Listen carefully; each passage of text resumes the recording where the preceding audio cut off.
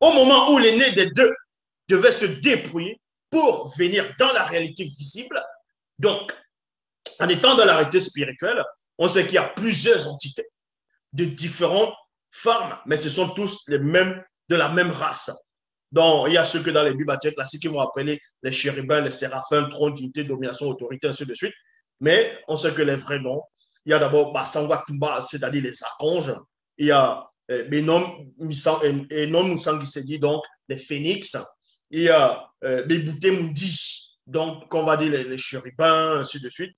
Donc, vous comprenez par là que au moment où Jock Isabé, c'est-à-dire l'aîné des deux, devra se débrouiller pour venir dans la réalité visible et physique, virgule.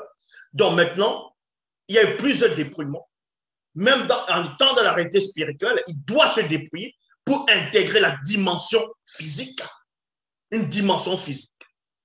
Pour cela, Doubisset, il voit. Il est en train de concevoir cela. Il est en pleine initiation et en même temps en train de le baptiser. C'est pour cela qu'il poursuit, dit, au moment où l'aîné des deux devait plutôt se débrouiller pour venir dans la réalité visible et physique, virgule, y compris de Tété. Y compris de Tété. On n'a pas dit ici, là, que Tété lui a parlé directement, ou bien que Tété a parlé, mais y compris de Tété. Ça, c'est notre mécanisme caché. Mais néanmoins, y compris de Tété, que pour accomplir sa mission dans le visible, il lui faudra renoncer, c'est-à-dire volontairement, à certains de ses pouvoirs soigneusement sélectionnés, ainsi qu'à certaines de ses facultés. Il deviendra inférieur en puissance et en intellect à toutes les entités du grand ordre des choses après son dépouillement, afin de pénétrer aussi la condition physique d'un homme fait de chair, de sang et d'os. Ça veut dire quoi? C'est pour ça que dans les Bibles classiques, ils ont repris cela dans le livre des Sommes, en disant, en parlant, bon, d'autres ont la notion du christocentrisme, que Dieu l'a fait un peu inférieur aux anges. Non. Dieu qui savait, quand il doit venir dans le visible, il devient inférieur aux entités du grand ordre des choses.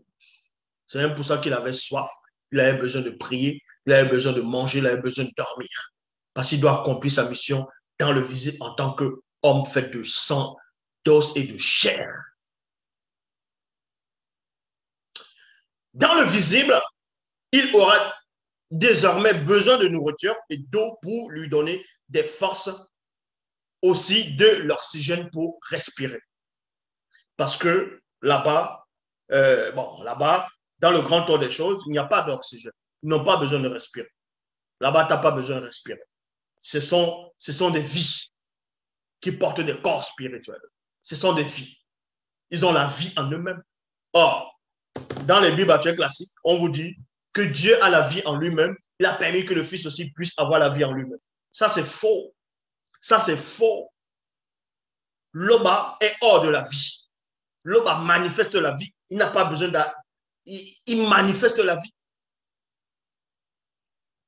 Toutes les entités du grand ordre des choses, ce sont des vies qui portent des corps. Et les corps, ce sont des esprits. Donc, vous comprenez par là ici.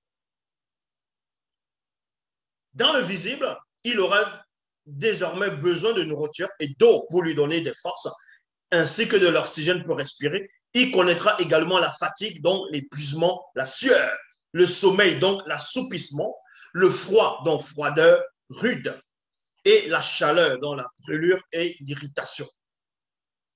C'est ainsi. De même que ce qu'on appelle Sango, quand il était sur les arbres sacrés, où vous comprenez que il faisait très chaud, c'était le moment de la chaleur, la période la plus chaude. Donc, il fallait qu'il se mette à l'ombre. Et on vous dit ici, et dès lors, il connaîtra les émotions d'âme. Tout rappel de l'intellection du sceau de Tété sera effacé, c'est-à-dire secret obscur.